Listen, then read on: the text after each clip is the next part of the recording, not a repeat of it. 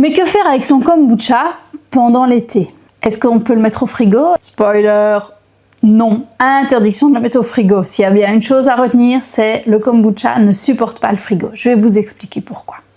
Alors le frigo, c'est la fausse bonne idée. Donc vous êtes nombreux à vous dire je m'en vais, je vais le mettre au frigo, ça ralentira sa fermentation. Donc pour bien comprendre pourquoi ce n'est pas une bonne idée de le mettre au frigo, je vais vous expliquer comment fonctionne le kombucha. Donc dans cette mer de kombucha, vous voyez ce disque gélatineux qui est présent dans mon bocal, on a d'une part des bactéries et des levures. Et ces micro-organismes, ces levures et ces bactéries vivent dans ce gel de polysaccharides, donc ce SCOBY, ce disque gluant. Et tout le monde vit dans un certain équilibre.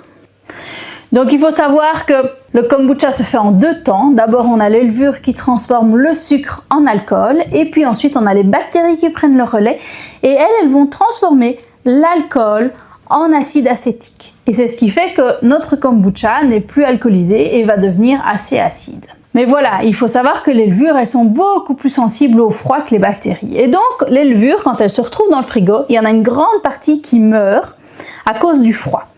À ce moment-là, quand on sort notre kombucha du frigo, on se retrouve avec beaucoup plus de bactéries que de levures parce que beaucoup de levures sont mortes lors du passage dans le frigo. À ce moment-là, on se retrouve dans une situation où mes bactéries ne trouvent pas suffisamment d'alcool pour transformer, pour vivre finalement, et donc le mélange est déséquilibré. Comme la fermentation ne se fait pas bien, on finit par avoir un kombucha qui finit par moisir. Une fois que ça commence à moisir, on ne sait plus rien faire, il n'y a plus qu'une chose à faire, c'est tout jeter malheureusement.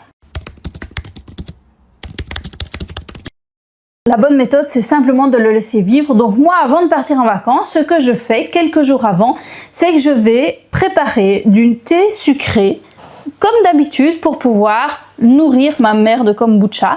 Donc je vais utiliser mon liquide qui s'est transformé en limonade, je vais le mettre en bouteille. Et puis, je vais faire un nouveau kombucha avec du thé sucré et mon SCOBY. Je fais toujours attention de garder suffisamment de starter. Donc le starter, c'est le reste de l'ancienne fermentation qui va permettre d'activer ma fermentation. Ça, c'est vraiment très important. Si vous voulez ma recette de kombucha, vous la retrouverez sur mon site avec toutes les informations. Je veille toujours à partir avec mon kombucha, mon bocal qui est suffisamment plein parce que moi, dans mon mode de fonctionnement, il m'arrive souvent de prendre du kombucha au fur et à mesure et de pas forcément remettre du thé sucré dans mon bocal. Et donc, il m'arrive souvent d'avoir des bocaux avec un tout petit peu de kombucha et une mer. Si je m'en vais un peu longtemps et qu'il fait très chaud, ce liquide va s'évaporer et ma mer de kombucha va se retrouver à sec. Et ça, c'est le plus gros problème. Elle a besoin de toujours être dans du liquide. Ça, c'est vraiment important. Donc, je veille toujours à remplir mes bocaux et qu'il y ait suffisamment de liquide pour que ma fermentation puisse se faire pendant que je ne suis pas là. Ça veut dire que mon nouveau kombucha, ma nouvelle fournée, je vais le mettre comme j'ai l'habitude de le faire, dans ma cuisine.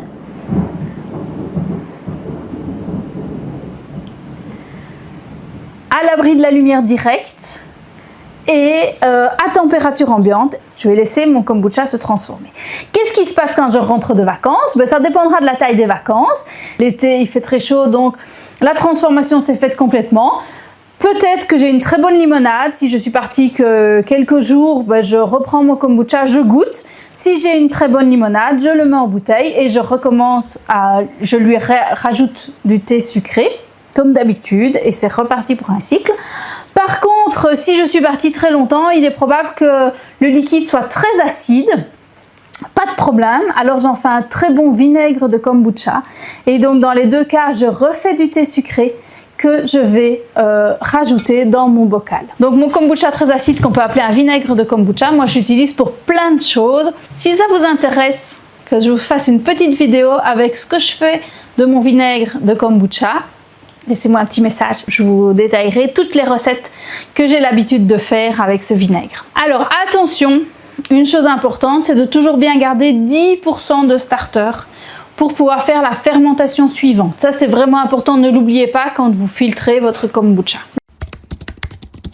Le kombucha n'aime pas le froid, mais supporte très bien la chaleur, à condition qu'il y ait suffisamment de liquide dans le bocal. Alors jamais de frigo, mais par contre vous le laissez fermenter et faire sa vie de kombucha.